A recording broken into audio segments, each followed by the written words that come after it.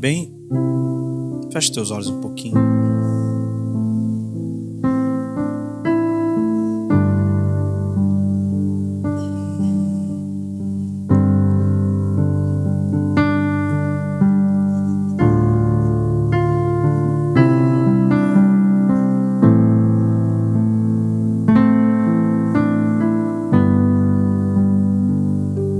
Leva-nos, Senhor. Leva-nos, Pai. Leva-me à sala do trono. Leva-me ao santo lugar, onde eu possa te ver, onde eu possa te ouvir, onde eu possa te abraçar, meu Senhor. Leve-me à sala do trono. Leva-me ao santo lugar,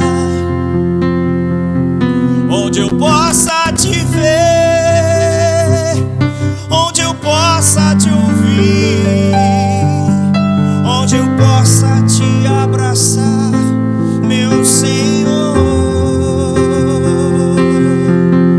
Onde eu possa te ver, onde eu possa te ouvir, onde eu possa te abraçar, meu Senhor. E eu não vou desistir de encontrar esse lugar.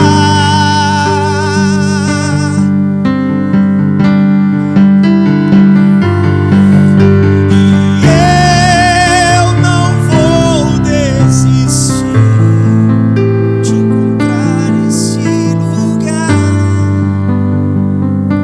Senhor, nós estamos aqui nesse lugar nesta noite e cantamos uma canção que fala: leva-nos à sala do trono, leva-nos ao lugar santíssimo, leva-nos à tua presença, um lugar onde possamos te abraçar, ou um lugar que possamos sentir.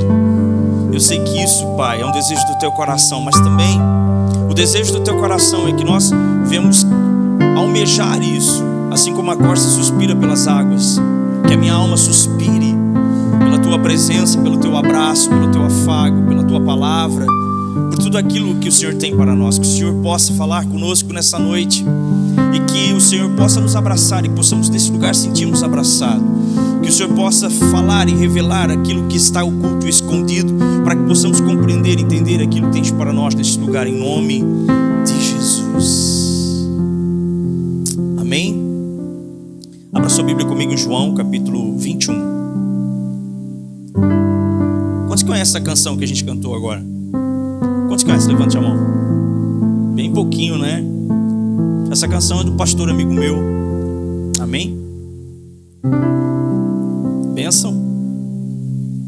João capítulo 21. Bom, para quem estava quarta-feira aqui, sabe que essa era a mensagem de quarta. Foi transferida para hoje, né? Essa era a mensagem que iríamos trazer na quarta-feira e Deus preparou ela para hoje. Mudamos o dia somente, né? Quer dizer, não foi eu que mudei, foi Deus que falou pra gente. E foi bênção quarta-feira, né? Quem aprendeu bastante com Zaqueu. Que baixinho, que baixinho decidido era Zaqueu, né? Bênção, amém.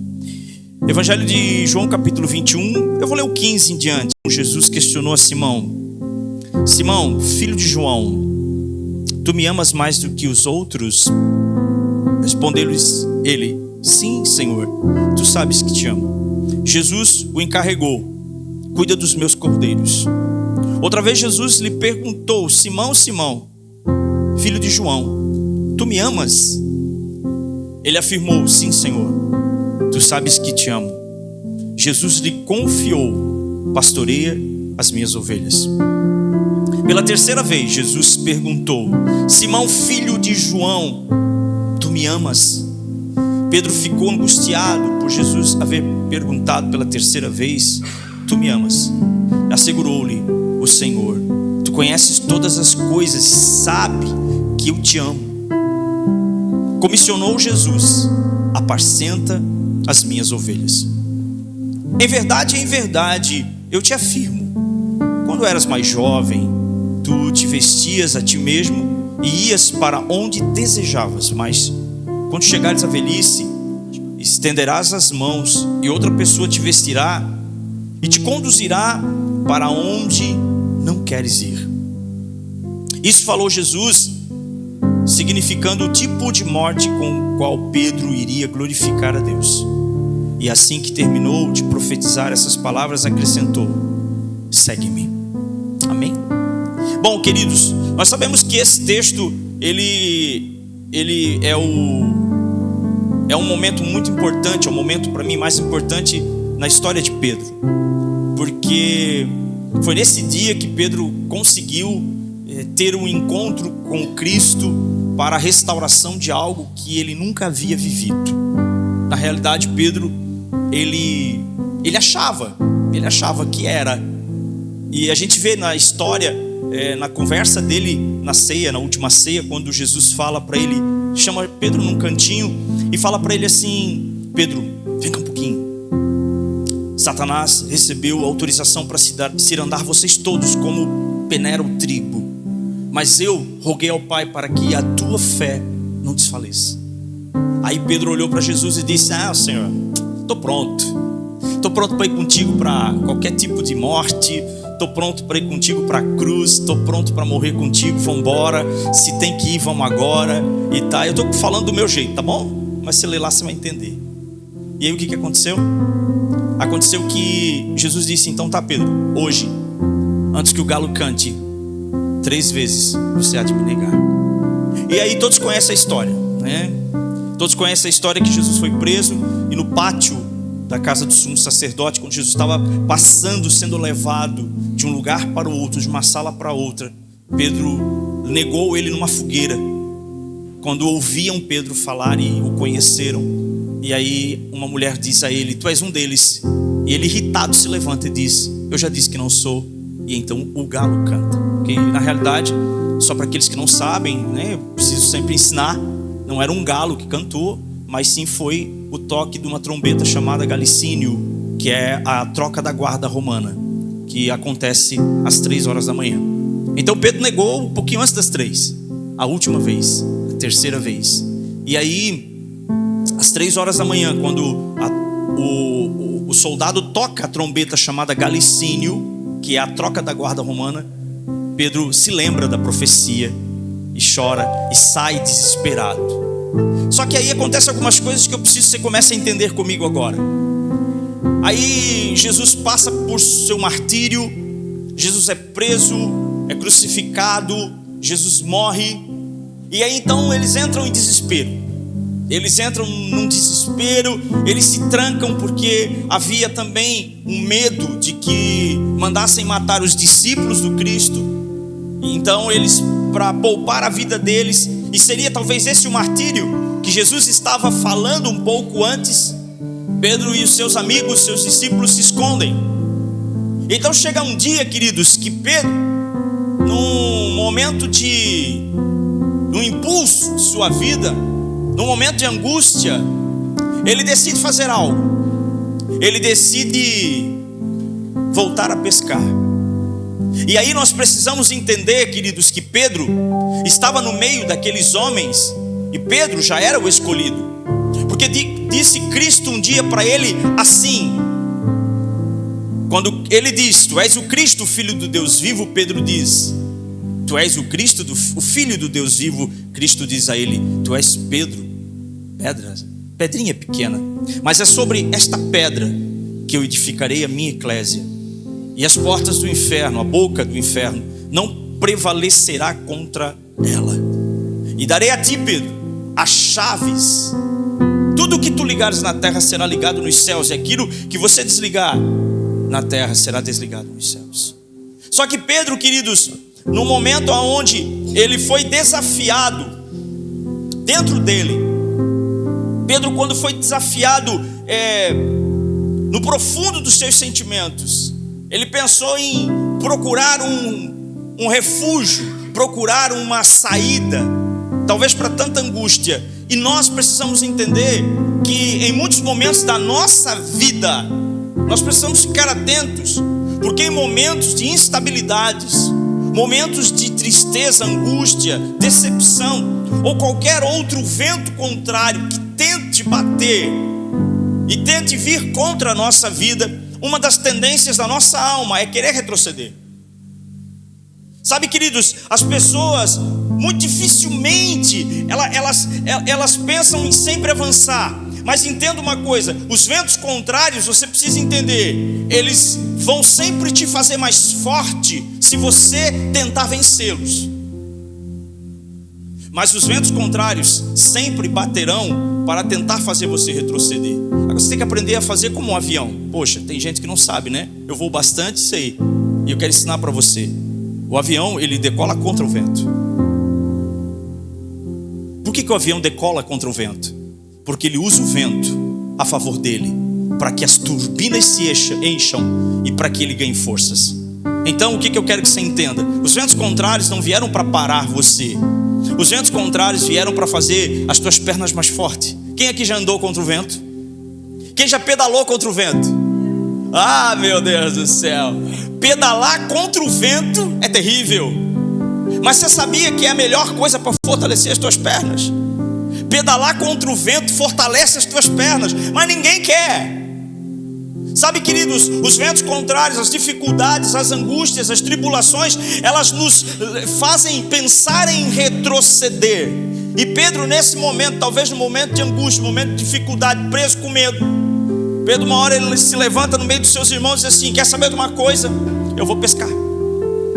E a primeira coisa que eu encontro aqui, no versículo 3, capítulo 21, versículo 3, diz assim: Simão Pedro disse-lhes, naquele momento, no meio que ele estava, vou pescar. E eles o encorajaram: nós vamos contigo. Também saíram e logo entraram num barco, mas naquela noite nada apanharam. Sabe o que me chama a atenção nessa palavra? Eu ministrei sexta-feira na casa da tia Neide. Sabe o que me chama a atenção dentro dessa palavra? É que há momentos na nossa vida, queridos, que nós vamos estar sim em ventos contrários, em momentos difíceis, em afrontas da vida, em angústias, em tribulações, porque é na tribulação que eu aperfeiçoo a minha fé. Mas eu preciso entender: voltar jamais. Agora, uma coisa me chama a atenção aqui, que naquele momento não teve ninguém que dissesse para ele: não vá. E sabe o que significa isso? Significa que nós precisamos aprender a andar com pessoas que estão sempre prontas a dizer para nós: não vá, não volte, não retroceda. Porque a maioria, e aqui foi a maioria daqueles que estavam na sala, a maioria sempre diz: vamos voltar mesmo, vamos parar mesmo. Ah, se tu não quer, eu também não quero. Ah, se tu não vai, eu também não vou. A maioria sempre tem uma palavra para nunca avançar com você. A maioria sempre tem uma palavra para fazer com que você acredite que retroceder é melhor do que enfrentar o problema. E aí, se a maioria tem, eu estou falando que a maioria, mas eu não estou falando todos. Sempre existirá alguém que vai te dizer: não volte. Só que tem um detalhe: você precisa descobrir quem é e quem são essas pessoas. Você precisa aprender a descobrir quem são as pessoas que vão dizer para você: fique, não saia, não vá, permaneça. E amados, naquele momento, a Bíblia diz então que eles encorajaram ele. Eles encorajaram ele a dizer o quê? Voltemos, vamos pescar. E foram pescar, e naquela noite o que pegaram? Nada. Por que não pegaram nada? Mas eles não eram pescadores. A profissão principal de Pedro não era ser dono de barco. Sim ou não? Pedro era dono de barcos. Pedro era dono de embarcação. Pedro era pescador. Pedro conhecia o mar. Pedro sabia qual era o peixe noturno. Pedro sabia pescar. Mas por que aquela noite nada pegaram? Porque naquela noite, quando eles retrocederam, eles estavam fora da vontade de Cristo. Quando eles decidiram retroceder, eles decidiram desobedecer. E eu quero dizer uma coisa para você: quando nós decidimos retroceder em uma ordem de avanço de Cristo, nós estamos desobedecendo. E você sabe por que tem muitas pessoas hoje vivendo uma vida de escassez? Muitas pessoas estão vivendo hoje em tribulações, em dificuldades. Por quê? Porque um dia desobedeceram uma ordem de ir e decidiram retroceder. Decidiram voltar. Decidiram parar. Eu vejo, queridos, que eu fico às vezes olhando, sabe? Eu fico imaginando comigo, nessa minha forma de visão, nesse meu entendimento, como o mundo espiritual é sutil. Eu quero dizer para você uma coisa. Eu falei aqui um pouquinho agora antes, e eu quero só lembrar você, queridos. Eu estava refletindo essa manhã. Eu até escrevi um texto, talvez eu logo coloque nas redes sociais. Eu estava vendo que o quanto que nós precisamos olhar para a gente, porque na realidade, deixa eu te falar uma coisa, o mundo espiritual, ele está preocupado em atirar em cada um especificamente. Nós paramos de nos preocupar com a gente e começamos a se preocupar com as outras pessoas. Começamos a nos preocupar no que as pessoas estão fazendo, no que elas estão olhando, no que elas estão comprando, vendendo, pagando, no que elas estão vivendo, se não estão fazendo certo, estão fazendo errado. E a gente começa a ser iludido por uma visão das trevas.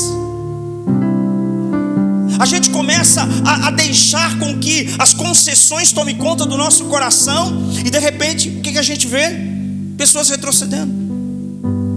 Eu estava analisando comigo esse mês de dezembro. Eu estava vendo, e o Senhor falou algo muito sério ao meu coração. O Senhor falou: é um mês de desafios. É um mês de desafios. Mas Deus falou algo para o meu particular que me chamou a atenção. Deus falou algo para mim, no meu particular, agora na semana passada, no domingo passado, na madrugada de domingo para segunda, que me chamou a atenção. E Ele disse: nesses próximos 7 dias você vai ser provado.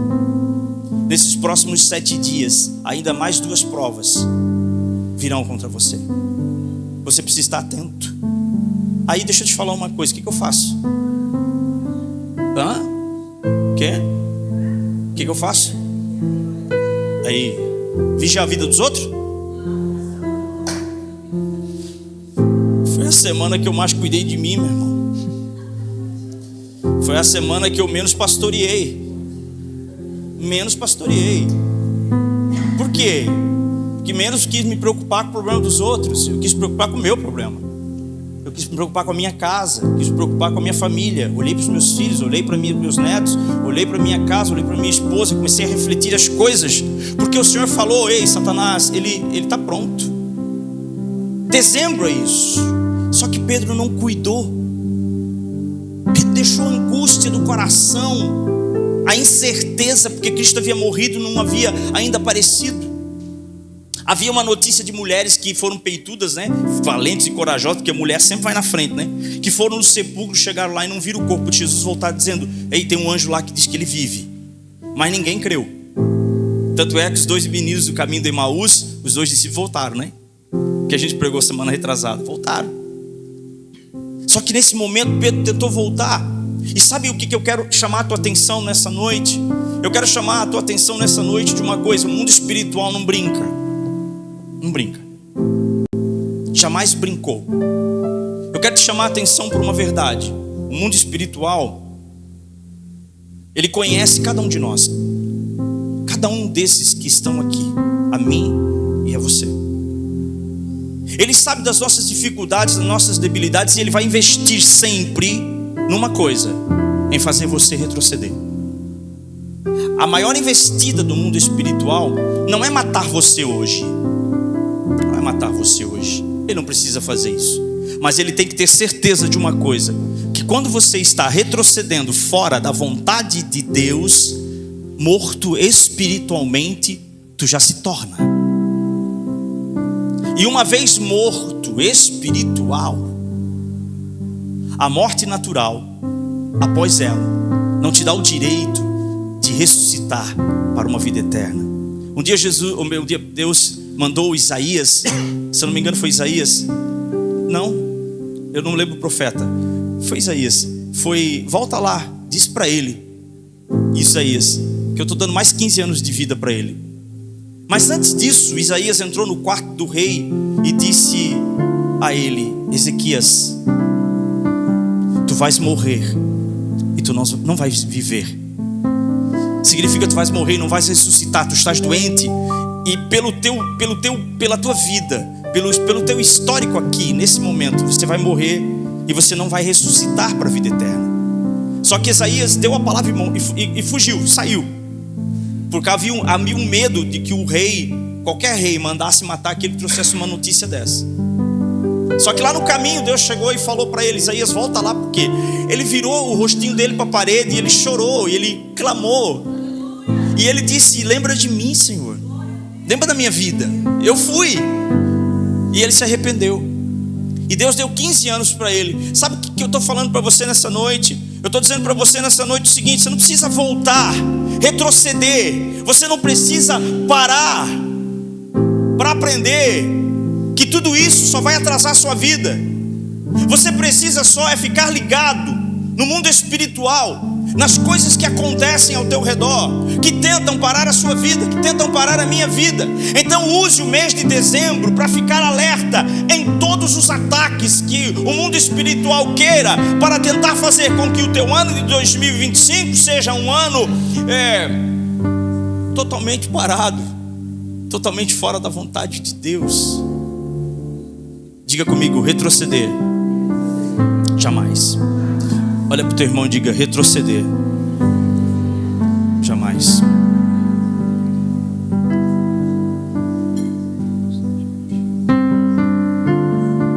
Mas para isso você precisa entender que vontade de retroceder, isso sempre vai acontecer. Sempre acontece. Sempre dá aquela vontade de parar, aquela vontade de retroceder, aquela vontade de voltar, aquela vontade de não ir, aquela vontade de não continuar, aquela vontade de não sei o que. Sempre dá aquela vontade, né? De não querer, sempre dá. Ou é só comigo que acontece isso? Só comigo que de vez em quando a gente acorda sem vontade? Só comigo? Eu nunca acordei sem vontade de ser apóstolo ou sem vontade de ser pastor, mas eu já acordei com vontade de me esconder na caverna. Quem já teve vontade de se esconder numa caverna? Sempre. Só que tem um detalhe. Primeira coisa que nós aprendemos aqui: te cerque, vamos lá, vou te ensinar. Te cerque de pessoas mais fortes que você. Porque se tu anda com um fraco e tu é fraco, é 2 fracos para cair. Como pode um cego e outro cego? Verdade.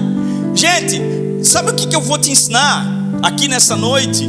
É que se tivesse alguém lá, peitudo, para dar dedo na cara do Pedro, ele não saía dali. Se tivesse alguém, você dizia: ô Pedro, onde é que você vai, cara? Você tá louco? Ô Pedro, ei, tu não tá ligado no que aconteceu com a gente 3 anos e meio que a gente andou com o mestre? Gente, ei, se tivesse alguém peitudo naquele momento, ia dizer: gente, vocês não lembram da primeira pesca? Quando nós acabamos de pescar, na primeira pesca, quando nós conhecemos o mestre, ele olhou para nós e disse: agora venham e sejam pescadores de almas. Como que nós podemos retroceder? Como que nós podemos largar o nosso chamado? Ei, peraí, gente, ele falou que morreria, mas ressuscitaria. Então vamos esperar com que a promessa se cumpra em nós e que ele entre por esta porta, mas por esta porta nós não saímos. você quer saber de uma verdade? Muitas das vezes a gente retrocede porque não estamos rodeados de pessoas fortes. Não estamos rodeados de pessoas maduras. É aquela história: vou pescar, nós também vamos. Vou sair da igreja, também vou. Vou não sei o que, também vou. E não tem ninguém para dizer: peraí, você tá louco? Tá biruta? Tá fora da casa? Olha o que Deus já fez na tua vida. Você quer? Eu não quero mais ser crente. Não quero mais ser crente. O que Deus fez na tua vida? Você tá louco? Não, vamos tudo pescar, beleza. E o que aconteceu naquela noite? Nada pegaram, claro. Nada pegaram. E era legal, né, irmão? Imagina aqueles caras lá, fome, frio, sono, e eles pensando com ele assim durante a madrugada pescando, porque lá naquele mar, o Mar da Galileia, que fala Tiberíades, né? Mas é Mar da Galileia lá. Naquele mar lá, só pesca-se à noite, né? E aí ele lança a rede de um lado, lança a rede do outro, não vem nada. Aí daqui a pouco eu acho que um começa a olhar pro outro, começa a pensar assim: eu acho que lascou o negócio. Eu acho que não dá certo para nós mais esse negócio de pescar. Mas já é tarde, eles já tinham voltado. Naquela noite nada apanharam, por quê? Porque sabe, queridos, todas as vezes que eu estou e decido, na realidade todas as vezes que eu decido retroceder espiritualmente, retroceder na comunhão, retroceder da vontade de Deus para minha vida, retroceder do chamado, retroceder daquilo que Deus colocou no meu coração, queridos, com certeza eu entro para um processo delicado, aonde muitas coisas podem acontecer, como que principalmente algumas portas que se fecham.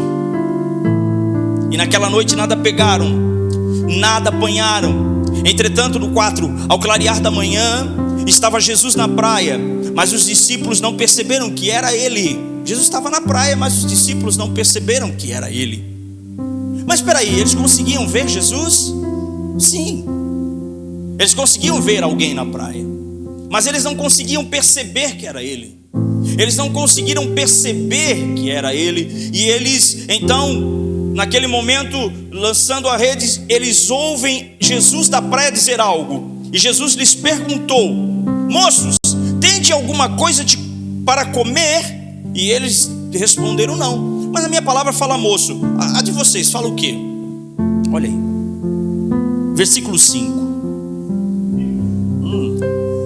O que mais? Essas traduções são boas. Essas traduções aí são boazinhas, sabe? Filhinhos. A tradução mais próxima do original, ela fala: crianças. Sabia? A tradução mais próxima do original, tem uma tradução mais próxima, ela traz uma palavra que, como se Cristo estivesse falando a eles assim: crianças, tem de alguma coisa de comer? Sabe, queridos, nós sabemos que não podemos afirmar pela tradução que Jesus, quando chama eles de crianças, estava se referindo a um estado de imaturidade. Mas eu acredito que naquele momento eles estavam sendo muito imaturos, porque eles não estavam, ou melhor, eles não deveriam estar ali. Eu te pergunto nessa noite: quais são os momentos de imaturidade da tua vida que Jesus tem visto hoje? Quais são? Não, eu não tenho momentos de maturidade. Tem. O que você tem? Tem ou não tem? Quem tem um lado imaturo dentro de si, levante a mão, por favor. Tudo bem. Só que tem um detalhe. Escute. Esse lado imaturo seu precisa amadurecer. Porque se ele não amadurecer, deixa eu te falar, é ele que vai te fazer retroceder. Você sabe por que as pessoas retrocedem? Pode olhar. Porque elas deixam com que o lado imaturo fale mais alto. Aí elas retrocedem. Quer ver uma coisa? Criança faz birra? Sim ou não? Faz, não faz? Aí tu é pai, tu tá vendo a birra da criança lá, né? Tá vendo a birra dela, tu fala, meu Deus do céu, que isso? Eu já fui assim. Sim ou não? Eu era assim. O meu neto esses dias fez uma coisinha. Eu falei, olha, até que ele tá bonzinho. O Arthur tá bonzinho, minha filha, ó. Tu uma vez deu um escândalo no ônibus que nunca mais, olha, tu te jogou no corredor do ônibus, chorou, gritou, esperneou. Eu digo, Jesus, minha filha, não faz isso, que vergonha. Por nada, né? Por nada. Sabe, querido, nós reconhecemos que temos lados imaturos. Isso é legal.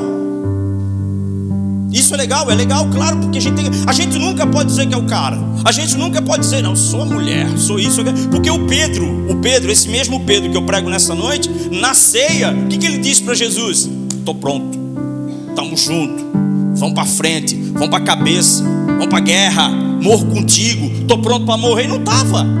Quando chegou no momento da dúvida, da incerteza, da insegurança, o lado imaturo de Pedro fez ele retroceder. É isso que eu quero que você entenda. Todos nós temos sim um lado imaturo de criança que precisa ser tratado, que precisa ser curado. Todos nós temos um lado imaturo dentro de nós, que sente birra, que sente inveja em mim, que ninguém me ama, e que não sei o que, e o apóstolo não me procura, e a pastora e o pastor que não sei o que, e Jesus não está nessa hora. Aí sniff, vou voltar, vou retroceder, vou abandonar, vai não sei o que. Irmão, deixa eu te contar uma coisa. Vigia com o teu lado imaturo.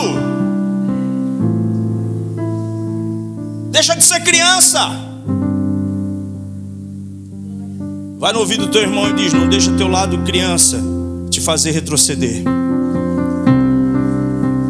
Não deixa teu lado imaturo te fazer retroceder. Aos meninos que ouviram essa mensagem na sexta-feira, não é a mesma, viu? É a mesma? Em uma mensagem nós pregamos 1000 mensagens. Gente, Deus é bom, né? Gente, mas é verdade. Se você for procurar alguns textos mais próximos ali, de Bíblia hebraica e coisa e tal, alguns textos mais próximos do original, Jesus chama aquele povo de criancinhas. Ó, criancinhas. E nós não sabemos se Jesus está falando, chamando a atenção deles, porque talvez Jesus chegou na praia e disse, pode isso. Olha Jesus chegando na praia. Ó, Jesus chegando na praia. Eu vou dar vontade de dar uma surra nesses caras. Eu não falei para eles tudo o que ia acontecer. O que esses caras estão fazendo pescando? E não pegaram nada, quer ver? É claro. Estão em desobediência, retrocederam, estão fora daquilo que tinha que fazer, né? Não vou pegar nada mesmo. Aí Jesus olha e fala, para acabar, né? E aí, criançada? É porque só vocês mesmo. Tem alguma coisa de comer? Não. Claro que não. Aí, amados, a Bíblia fala então que Jesus orientou-lhes: lançai a rede do lado direito do barco e encontrareis. 6. Assim eles fizeram. E logo não conseguiram recolher a rede por causa da abundância de peixe. Eu já falei isso aqui. Eu vou repetir para que fique registrado e você não se esqueça mais. Na primeira pesca, quando Jesus fez a primeira pesca, a grande primeira pesca, quando Jesus encontra pela primeira vez Pedro, e Pedro tinha pescado a noite toda, nada tinha pego. Naquele dia, pela manhã, Pedro já estava pronto para voltar para casa. Jesus pediu o barco de Pedro emprestado para poder pregar. Pregou. Aí quando acabou de pregar, falou, agora vocês voltam para o mar para pescar. E Pedro chegou, mestre, não tem como.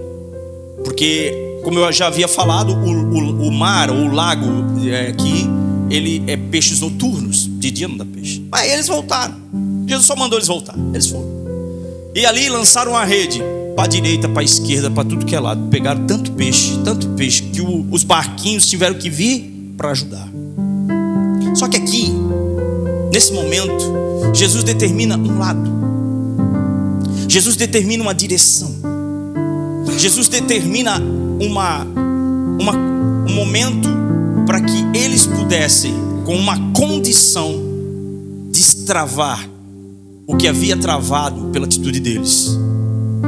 E eu quero te ensinar uma coisa nessa noite. Olha o processo.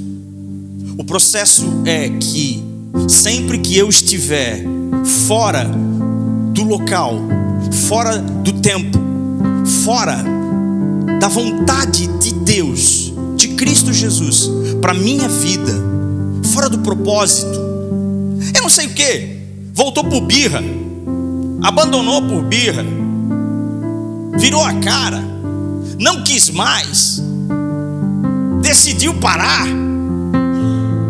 e está lá jogado, está sentindo que está remando contra a maré, não está pegando peixe nenhum, não está acontecendo.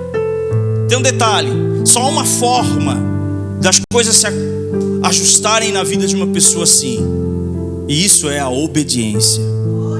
Quando Jesus chegou na beira da praia e olhou para eles e questionou: vocês têm alguma coisa para comer? Ou pegaram alguma coisa? E eles disseram: não temos nada. Jesus sabia: eu preciso dar uma condição a eles, para que através da obediência eles voltem a ter aquilo que é deles. E aí o que Jesus faz? Determina um lado do barco. Aí Jesus determina o lado direito do barco. Por quê? Porque nós estamos num barco. Fazia diferença esquerdo ou direito? Fazia diferença. O barco não era muito grande. Fazia diferença jogar para a direita ou para a esquerda? O peixe estava embaixo, pegaria sim ou não? Mas tem um detalhe. Quando Jesus diz: lance à direita do barco, escuta, a coisa mais boa disso é que eles ouviram e obedeceram. Então, sabe, uma coisa eu preciso que você entenda: para aqueles que retrocedem, para aqueles que aceitam os argumentos da criancice, os argumentos da imaturidade, e decidem retroceder, procure obedecer aquilo que é necessário para que você retorne ao estágio principal. Todos entenderam? Então Jesus orientou: lançai a rede ao lado direito do barco, encontrareis. Assim fizeram, e logo não conseguiram recolher a rede por causa da abundância de peixe. Diante disso, o discípulo a quem Jesus amava disse a Pedro: é o Senhor. Assim que Simão Pedro ouviu que era o Senhor, vestiu sua túnica, pois havia tirado, e lançou-se ao mar. Algumas traduções falam porque estava nu. Gente, ele não estava nu, ele não estava pelado, sem roupas. Ele havia tirado a túnica que estava sobre ele para pescar, para poder trabalhar. Mas ele estava com roupa. Amém? Então, naquele momento, Pedro vestiu sua túnica, pois havia tirado e lançou-se ao mar. Mas os outros discípulos vieram no pequeno barco, arrastando a rede com os peixes, pois não estavam longe da praia, senão uns 200 côvados. Você sabe quanto que é 200 côvados? 200 côvados, vamos lá, é aproximadamente 90 metros. Aqui, 90 metros. Como que os discípulos não conseguiram numa praia enxergar em 90 metros que era o mestre? Como? Porque uma das coisas que acontece quando a gente dá ouvido a essa criança que está dentro da gente, desse menino imaturo que está dentro da gente, é perder a visão de adulto.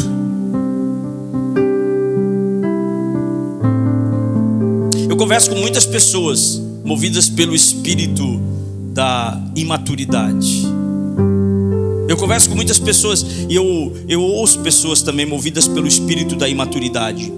Sabe uma das coisas, duas coisas que a gente mais identifica quando a gente encontra alguém movido pelo espírito de maturidade? A cegueira espiritual e a audição espiritual zerada. Ela não consegue enxergar nada mais a não ser a sua dor. Ela não consegue ouvir mais aquilo que precisa ser feito. Aqueles discípulos estavam naquele barco a 90 metros só havia Jesus na praia. Eles não conseguiram identificar o Cristo. Diante disso, o discípulo a quem Jesus amava disse a Pedro, e ele: lança-se ao mar E no versículo 8 diz assim: mas os outros discípulos então voltaram com um pequeno barco. Então no 9, então assim que saíram à terra, viram ali uma fogueira, peixe sobre a brasa e um pouco de pão. E Jesus lhe pediu: trazei agora os peixes que acabaram de pescar. Simão Pedro entrou no barco e arrastou a rede para a terra, e ela estava cheia de 153 grandes peixes. E mesmo com tantos peixes, a rede não se rompeu. Mas a primeira pesca, a rede se rompeu. A primeira pesca, a rede se rompeu. Sabe o que me chama a atenção entre a primeira pesca e a segunda pesca? A quantidade de peixes no mesmo lago, a diferença de peixes e a diferença de rede. Embora essas redes aqui, essas redes eram as mesmas. Essas redes eram as mesmas que uma outra vez se rasgaram. E aqui o autor que viu isso, o autor que escreveu isso, o próprio João que estava no barco, ele diz que mesmo sendo tantos grandes peixes, 153 peixes, a rede não se rompeu. Ele então identificou um milagre. Ele identificou um milagre. Por quê?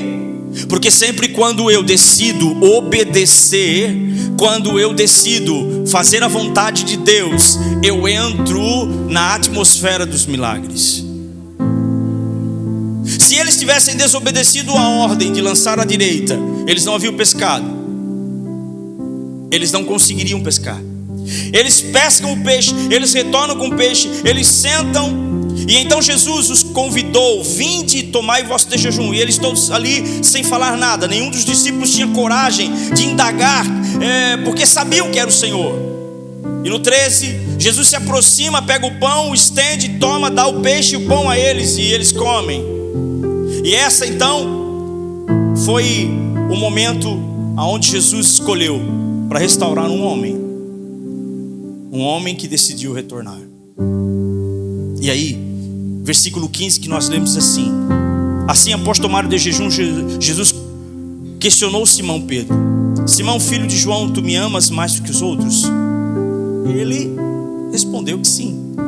E Jesus o convidou: apacenta os meus cordeiros. Outra vez Jesus perguntou: Simão, filho de João, tu me amas? E ele: sim, Senhor, tu sabes que te amo. E Jesus mais uma vez: pastorei as minhas ovelhas. Aí na terceira vez,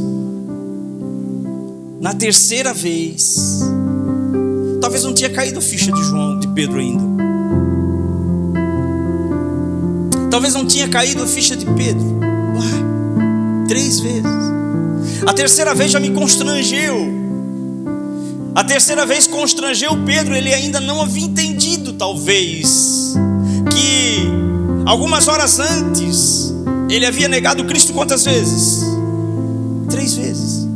E agora Jesus estava dando autoridade de novo a Pedro, fazendo com que, com a sua própria boca, a mesma boca que negou, a mesma boca que mentiu, a mesma boca que disse que não o conhecia, agora, para um bom tom, para que todo mundo espiritual ouvisse, dissesse: tu sabes, eu te amo. Por 3 vezes, e pela terceira vez perguntou: Simão, filho de João, me amas? Pedro ficou angustiado. Esse angustiado de Pedro me leva a entender uma coisa: até aquele momento Pedro não estava ligado no que estava acontecendo. Sabe o que me chama a atenção disso? Quantas vezes Deus está preparando momentos proféticos para a tua restauração, e tu não deixa com que o Espírito se mova na tua vida. Sabe o que me chama a atenção disso? Quantas vezes Jesus decide vir nesse lugar para restaurar as nossas vidas, e nós não prestamos atenção no que está acontecendo. E se o pastor muitas vezes repetir mais de 2 vezes, ainda ficamos bravos. Está repetindo demais, porque está falando contigo, meu irmão, e tu não estás ouvindo. Será que você não vai continuar não ouvindo? Jesus perguntou a primeira vez: tu me ama? Ele de boa: Senhor, eu te amo. Tá bom, então apacenta minhas ovelhas. Perguntou a segunda, Senhor, eu te amo, beleza. Perguntou a terceira, pronto, Pedro ficou angustiado. Por quê? Porque não basta duas, mas ele não se ligou. Eu estou te restaurando, cara. Eu estou te restaurando. Esse é o nosso problema. Nós deixamos com que o nosso lado imaturo fale mais alto. Nós não prestamos atenção nos movimentos proféticos que acontecem dentro de uma denominação. Jesus entra, senta e no nosso meio, Jesus ministra no nosso meio, os seus anjos revelam, o seu espírito se move e nós não conseguimos interpretar. E pelo nosso lado infantil,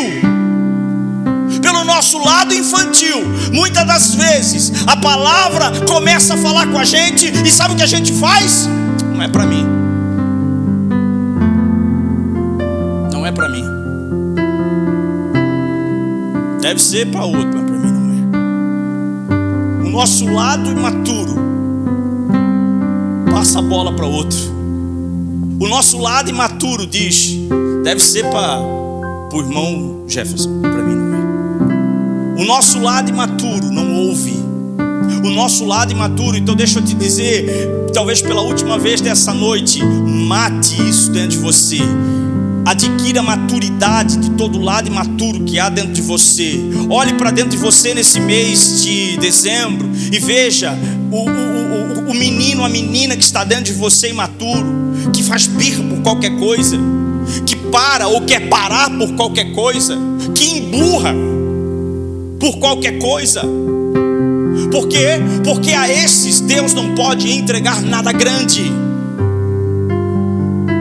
E como Jesus havia convocado Pedro em Cesareia de Filipe, dizendo: Pedro, tu és Petrus, pedra, e sobre esta pedra edificarei a minha eclésia. Pedro tinha um chamado e Jesus não podia abandoná-lo daquele jeito. Jesus não podia passar a bola para outro. Sabe por quê? Sabe o que me chama a atenção em Cristo? É que assim, ainda bem que é Cristo. Porque nós temos a tendência seguinte: não presta tchau. O ser humano tem uma tendência: não presta tchau. Não presta tchau. Não presta tchau. Entenda uma coisa: a igreja, ela não pode agir dessa forma. Porque se nós agirmos dessa forma, não presta fora, não presta tchau, eu levanto outro, nós estamos fora da visão de Cristo. Porque eu quero que você me diga, quantos dos 12 estavam prontos como nós achamos que é um homem pronto? Quantos estavam? Nenhum. E o mais, eu falei aqui a semana passada, e o mais inteligente de todos, o mais letrado de todos, o mais capaz de todos, quem era? Judas.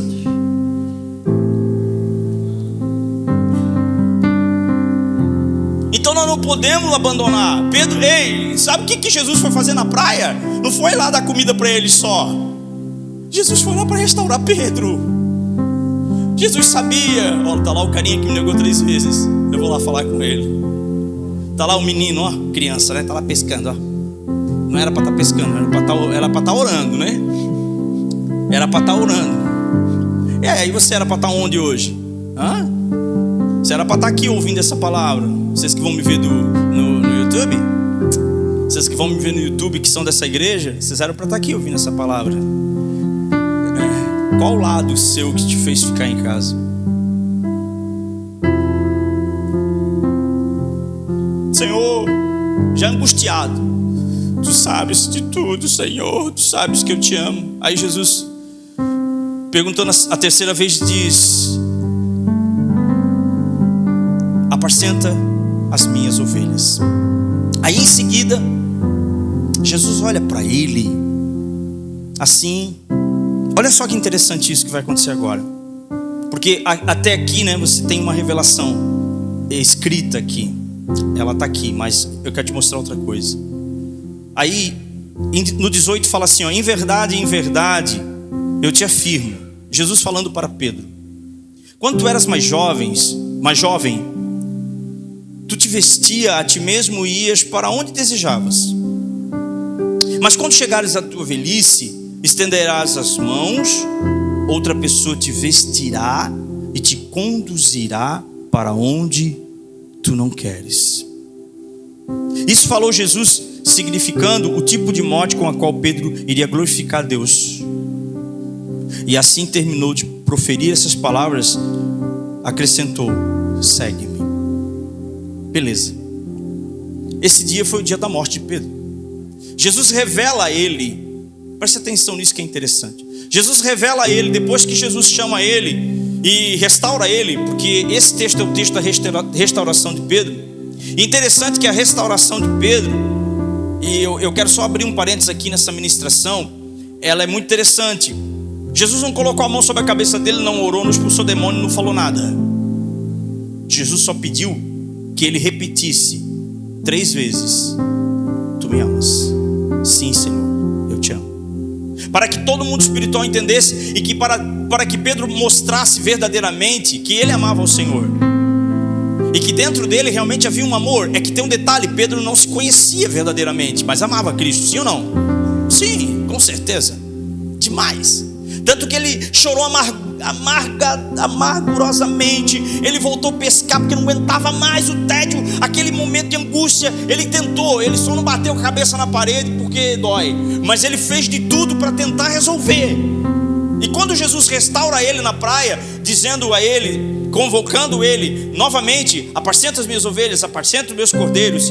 Aí Jesus para e diz para ele assim: pois é, Pedro, vai chegar o dia em que tu vai estender as mãos e eles vão te vestir. Você não sabe, né? Mas esse dia era o dia da sua morte. E Jesus então estava dizendo o seguinte: Pedro, o fim da tua história, o fim da tua história é bom. Sabe o que Jesus está dizendo para ele? Jesus está dizendo o seguinte: Jesus está dizendo, o fim da tua vida é bom. Mas como bom? Por que bom? Porque não é mais o mesmo Pedro. Por que é bom? Porque não é mais o mesmo Pedro que quando um dia os soldados vieram prender a Cristo, o que ele fez? Ele puxou a espada e cortou a orelha. Não é mais o mesmo Pedro. Não é mais o mesmo Pedro que brigava com tudo. Não é mais o mesmo Pedro que lutava contra as coisas. Era o Pedro agora que no fim de sua vida, agora realmente restaurado, agora realmente convertido, agora realmente transformado, no dia de sua morte, não ia lutar contra o curso da vontade de Deus. Sabe o que significa isso? Não importa como tu começa, meu irmão, o que importa é como tu termina. Diga comigo: não importa. Fala bem alto: não importa como eu começo, e sim como eu vou terminar.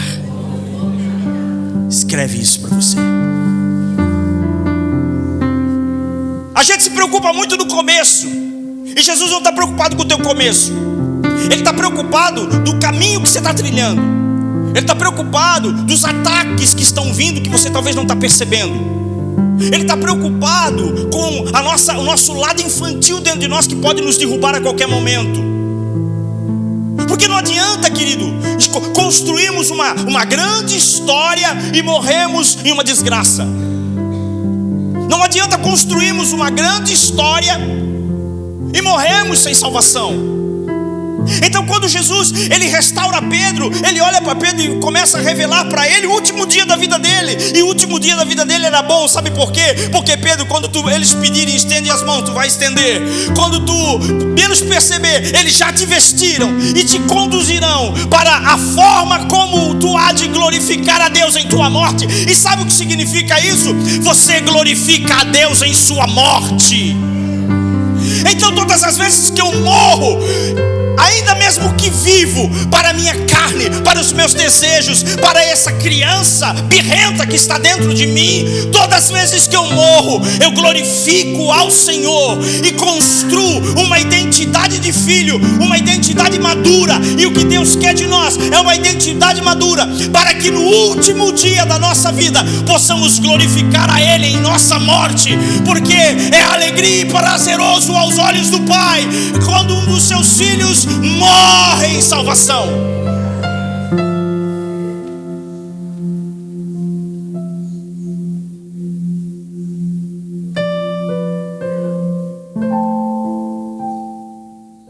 O que está impedindo isso? E você vai, Pedro. Aí, os anos se passam. Cristo, ele volta aos céus. E aí a gente vê um histórico de Pedro aqui, maravilhoso. Mas eu quero abrir um parênteses aqui. Escute uma coisa. A consolidação da restauração de Pedro aconteceu no dia de Pentecostes. A consolidação da restauração completa de Pedro aconteceu no dia que eles estavam reunidos todos no mesmo lugar. E entrou o vento, e ele bateu, e ele veio, ele soprou. E aí Pedro foi batizado com fogo. E naquele momento, quando aconteceu o fato das pessoas começarem a julgá-los por estarem embriagados de vinho novo, Pedro se levantou e num ato muito nobre, num ato de maturidade, ele diz: ninguém está bêbado aqui, mas o que acontece aqui é o cumprimento de uma profecia. Então Pedro começa a pregar, 3.000 almas se rendem aos pés de Pedro. Porque quando um homem maduro fala, as pessoas ouvem.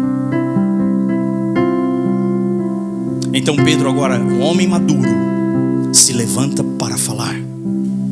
Passa-se os anos, Pedro prega, Pedro ora, Pedro cura, Pedro faz tantos milagres, tantas bênçãos. Pedro, ele realmente foi o grande pastor daquelas ovelhas. Aí chegou o dia da morte de Pedro. O que aconteceu? Vem cá. Por que Pedro negou Jesus? Por quê? De quê?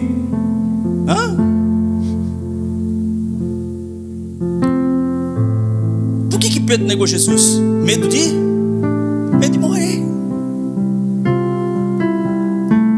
E agora ele tem medo de morrer? Sabe por que a gente tem medo de morrer? Porque a gente é criança.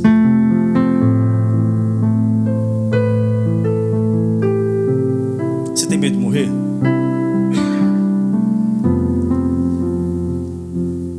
Os que têm fé não temem a morte. Não tema a morte. Agora chegou o dia da morte de Pedro. E como Cristo havia falado, vestem Pedro. Ele estende as mãos, amarram ele, levam ele para ser crucificado. Chegou o dia que ele fugia há anos. Quer dizer, que ele fugiu há anos atrás. Quando ele negou Jesus para escapar da morte.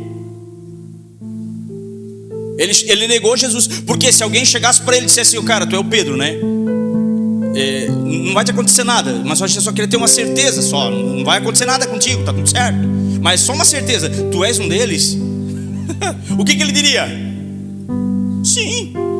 Se não vai me acontecer nada, tá tudo certo. Mas a dúvida no coração de Pedro é: se eu digo que sou, vou morrer também. Então eu não vou querer morrer. Porque ele não estava pronto para morrer. Ele achava que estava, mas não estava. Só que no último dia, queridos, a Bíblia fala que o Senhor está dizendo que a morte de Pedro seria a forma como ele iria glorificar o Senhor em sua morte. E aí nós precisamos entender isso. Lá no versículo 19: isso falou Jesus, pois significando o tipo de morte com a qual Pedro iria glorificar a Deus. Gente, o tipo de morte, olha o que Jesus está falando. Ei, Pedro, esse dia eu estou falando para te revelar o tipo de morte que você vai me glorificar. E sabe de uma coisa, Pedro? Há uns dias atrás você me negou com medo de morrer. Lá na frente, quando te tornarem maduro, homem verdadeiro, homem líder, um homem líder de grande visão, e você for morto, a forma como você vai ser crucificado, é isso que Jesus estava falando. Quando chamaram Pedro na praça hoje, que é uma praça em Roma, e Pedro olhou para a cruz, a história diz que ele disse o quê? Ele fala algo que é nobre. Ei, eu não sou digno de ser crucificado como o meu Senhor. E então o crucificam como? Ponta cabeça. De cabeça para baixo. E ali ele está glorificando. Quem era o seu Senhor?